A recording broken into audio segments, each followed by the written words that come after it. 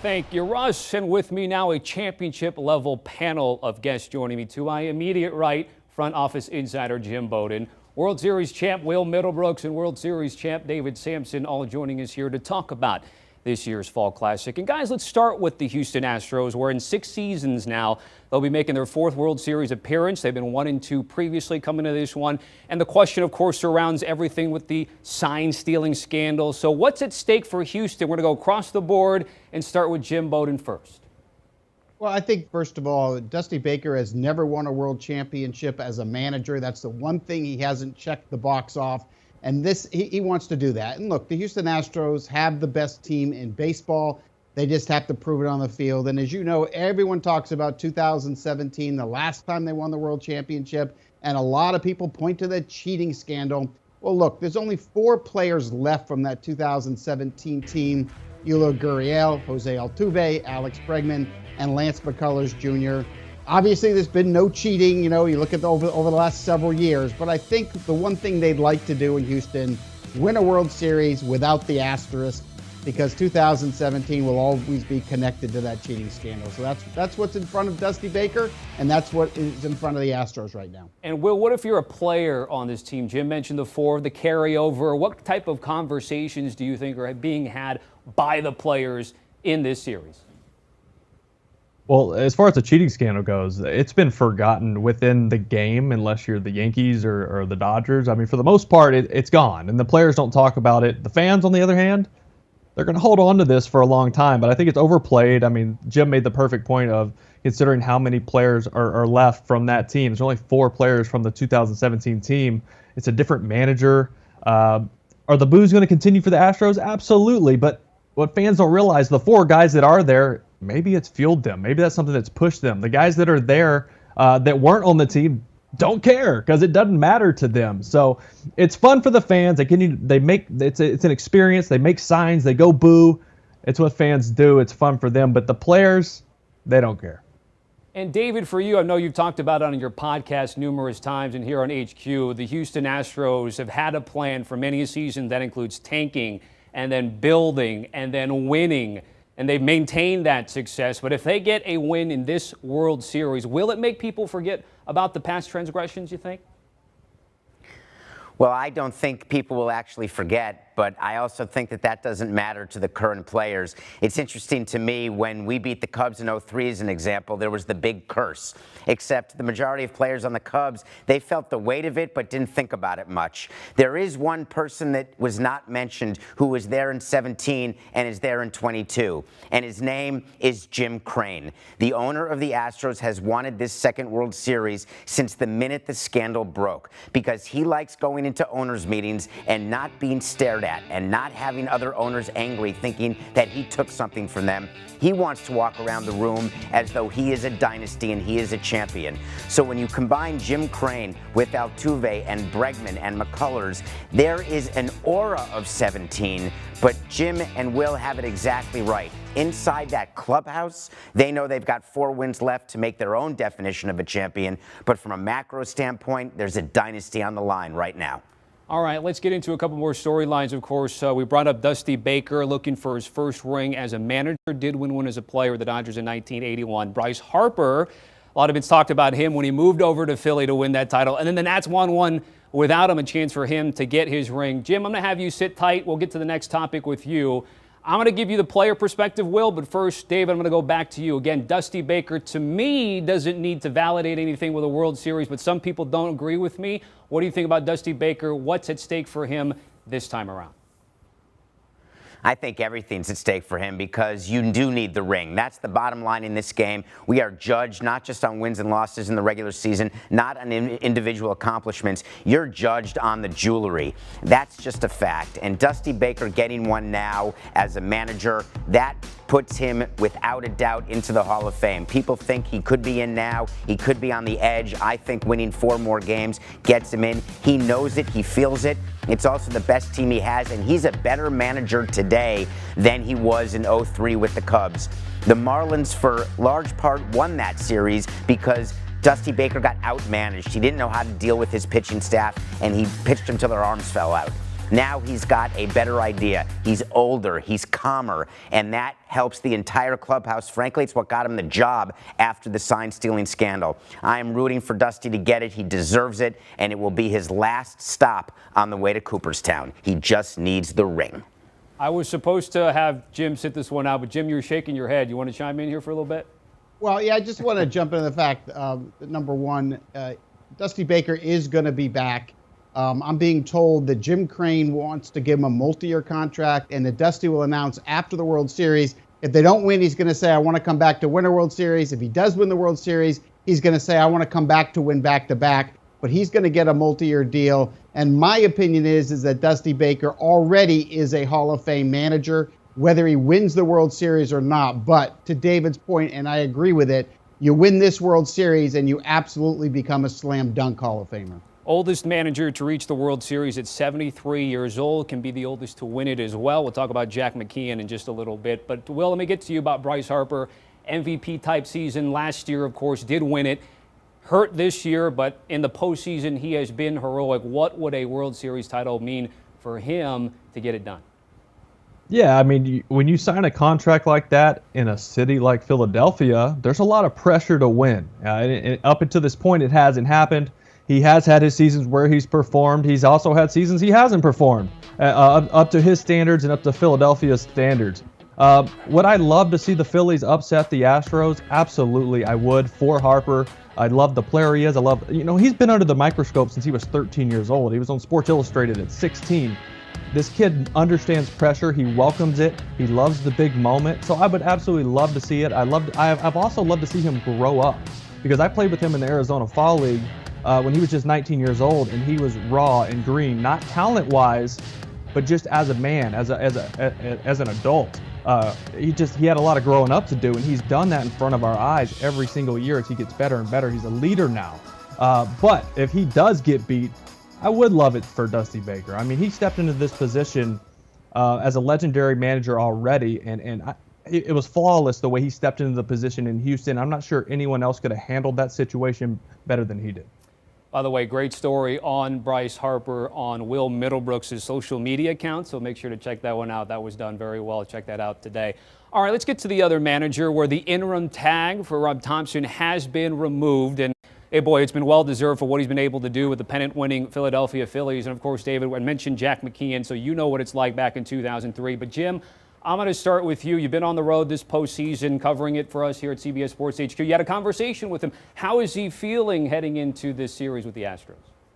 Yeah, I mean, Rob Thompson, I think, first of all, has done a terrific job there. And it was interesting because when he was hired, the Phillies were 20-29. And he's taken them all the way to the World Series. And I visited with Dave Dombrowski, the president and GM of the Phillies, and I asked him why he made the change. Why did he fire Joe Girardi? And Dave said he spent every day in the clubhouse, every day on the airplanes, every day on the field. And he said it was very obvious that the team was uptight. And the team, Joe Girardi was the manager. He was in his contract year. He felt the pressure. But the culture in the clubhouse, they weren't having fun. And everybody was looking at each other and it was tight. And he just said, hey, I can't win with this environment. Nobody's going to be able to play well in this environment. So he made the decision, instead of having an interview process, he said, I'm just going to promote Rob Thompson. He's sitting there.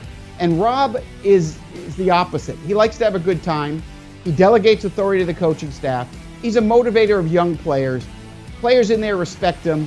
And so the change made a huge difference in the way the clubhouse felt.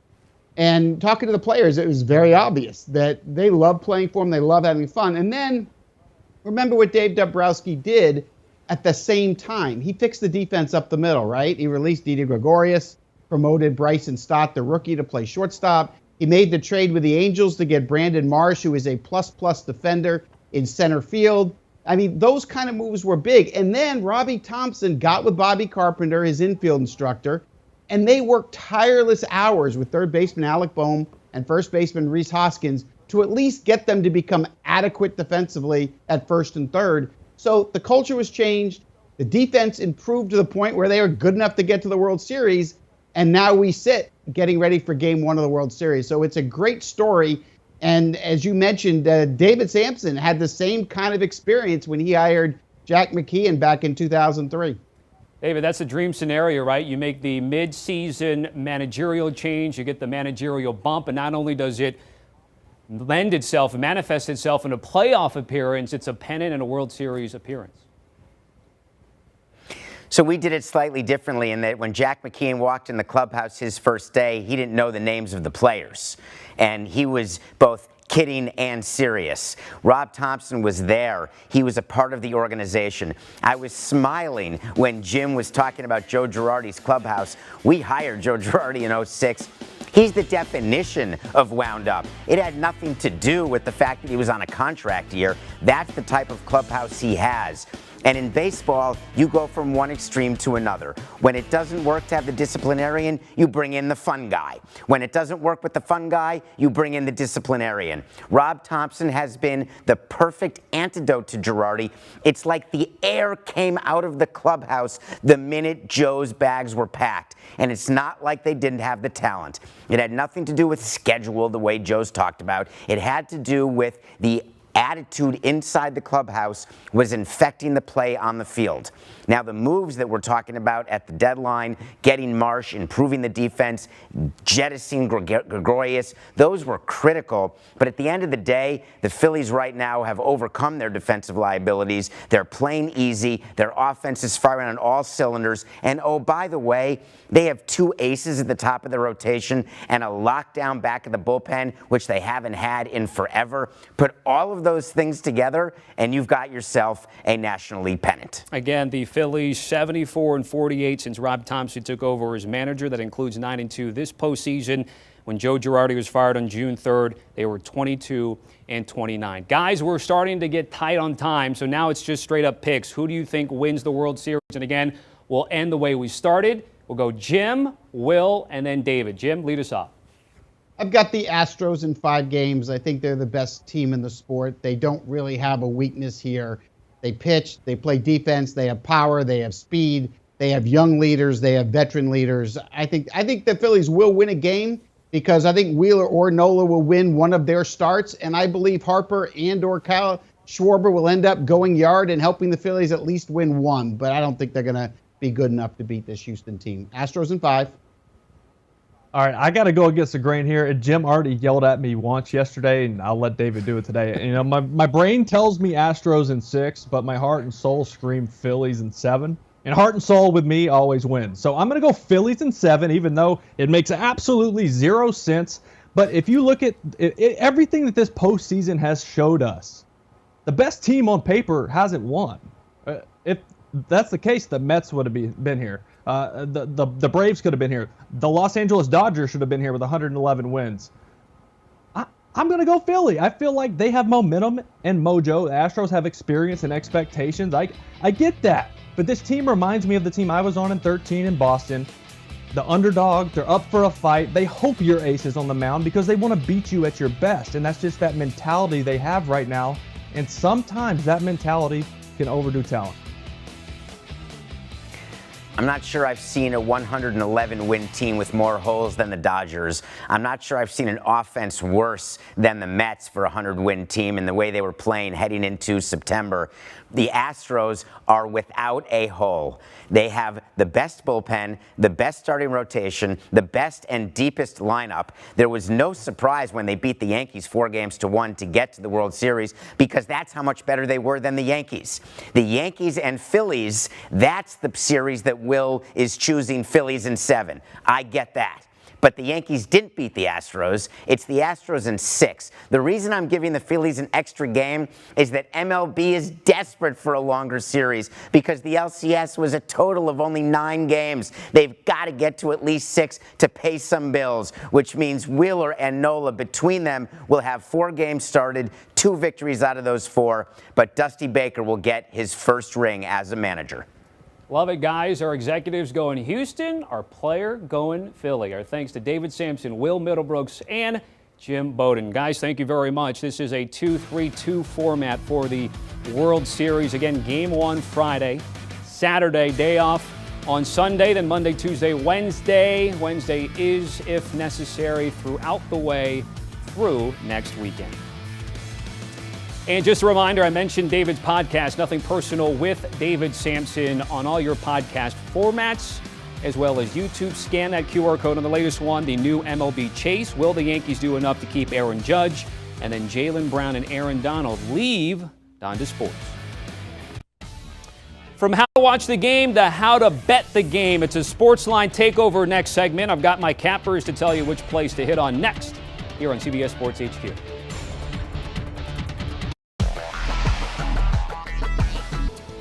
Well, Mattress Mac is set for another huge payday. Astros superfan Jim McIngvale, 4 wins away from winning $75 million on the Astros, and it would be the largest recorded payout in legal sports betting history. Mattress Mac adds he'll have around $10 million and an average of 7.5 to 1 riding on the Stros. What happens when you make 4 World Series appearances in 6 seasons? All right, let's talk a betting perspective here. I've got John Bowman with me on set and Mike McClure, our Sports Line's finest, joining us here on CBS Sports HQ. Guys, first off, yes or no runs in the first inning of the game? Yes is at plus money, plus $1.15. No, minus 145. Mike, I'll have you go first. Yes or no in this instant in this prop here?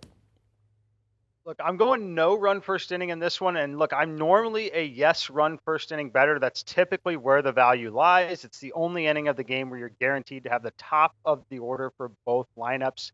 However, the pitching matchups here are absolutely elite. We've also seen an extended delay in terms of the layoff when they last played. That is a big benefit to the pitching staffs, in my opinion. Look for a little bit of a slow start here. I'm going to lay the number at minus 145 on no run first inning.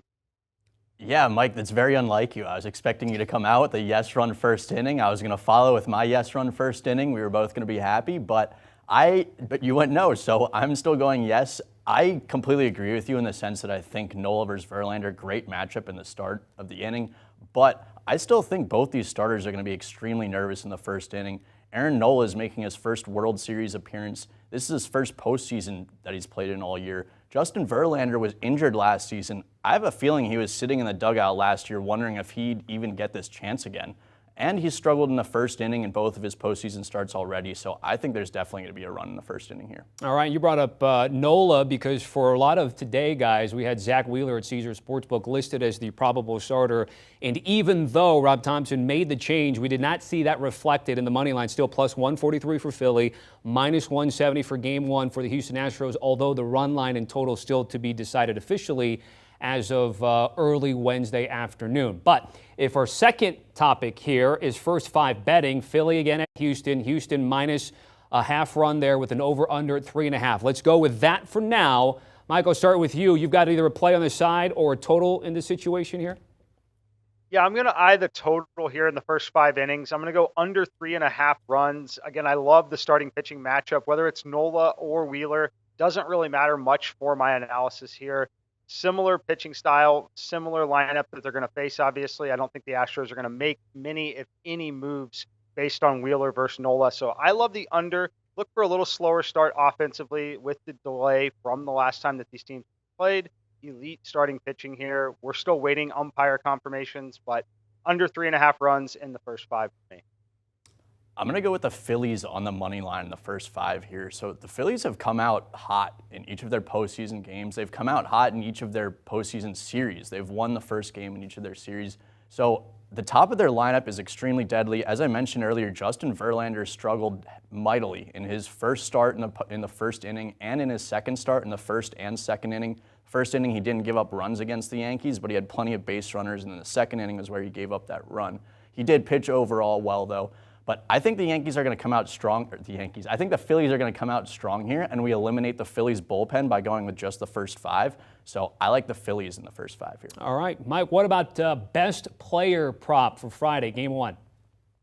I'm going to isolate Bryce Harper. This is the moment that he's lived for his entire life, right? He's absolutely fired up, ready for this spot. He's got the platoon advantage over Justin Verlander. John's mentioned Verlander struggles a little bit at times. Where I expect it to show up is against Harper, guys like this in huge at-bats. I'm going over 1.5 total bases here at even money. I think Bryce Harper at least has a double in this first game, if not a home run. Love Bryce Harper there.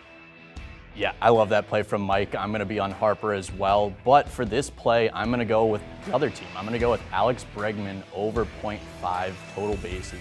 So Alex Bregman has hits in 6 of his 7 games this postseason. He's 10 for 30 overall this postseason. But a lot of this is about Alex Bregman's World Series last year. He went just 2 for 21 in the World Series last year. He admitted that he was playing hurt. I think he has that on his mind still, and I think he's going to come out on Friday ready to hit. I think he's going to play well in this World Series, so I think he's going to get at least 1 total base there. All right, John. So we're clocking, by the way, your prop at minus 190. We're to follow. If we're going to tail Mike, obviously even money is beneficial. But do you have a buy price? Because some people will have sharper books. Maybe it's you're laying 2-1, 210, 220. Where's the cap for you if anyone's trying to tail this prop here? So props are a little different in the sense that for this one, I don't mind paying the juice if it's at 0.5. I think there is a massive difference between 0.5 total baselines and 1.5 total baselines. So in this sense, I'm more than happy paying minus 190, minus 200, minus 210, as long as it's 0.5. I like that play better than a 1.5 at maybe plus 130 or plus 140 with Bregman specifically, because he's getting hits in pretty much every game he's played in, 6 of his 7. All so right. That's why I like it. Good stuff there. All right, let's get to game 1. Again, I mentioned the odds haven't changed there. Let's go with an over-under at 6.5 for argument's sake. Mike, where are you going here? You know, I have a pretty healthy lean on the under. I would bring it up to 7 on an alternate line, but my real play is going to be Phillies plus 143 on the money line. I think this line is offering pretty decent value for them when they've got one of their aces on the mound. If they're going to go win games in the series, they're going to steal one of these first 2 games in this spot. We've already touched on Verlander and how shaky he can be at times in these situations. This Phillies team is fired up, looking for them to ride the momentum here, grab game 1 of the series plus 143. Yeah, I completely agree with Mike here for the exact same reasons, really. Aaron Nola and Zach Wheeler going the first 2 games for Philly. I think they're able to win one of those games in Houston.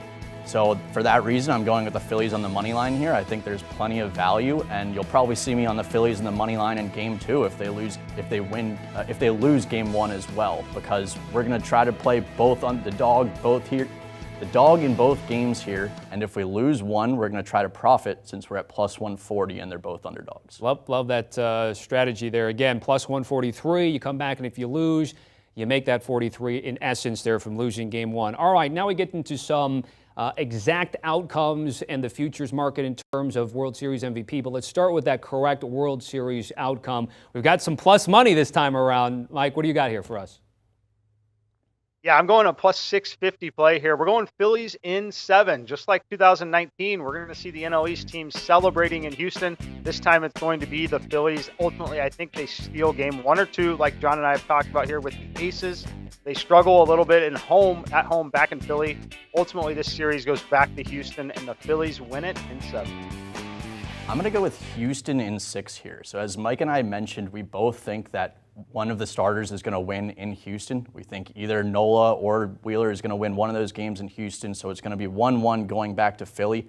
Philly hasn't lost at home this postseason. The Astros haven't lost in general this postseason. So I think Philly's going to win at least 1 game at home. They might be able to win 2 games at home, but I think whoever goes up 3-2 in this series will end up closing it out in 6. So I think this series is going to end in 6 games either way regardless, but since I like the Houston Astros in this series, I'm going to go with Houston in 6 here. And naturally, since you're going Houston and Mike's going Philly, the MVP picks coincide as well. So John, I'll have you go first this time.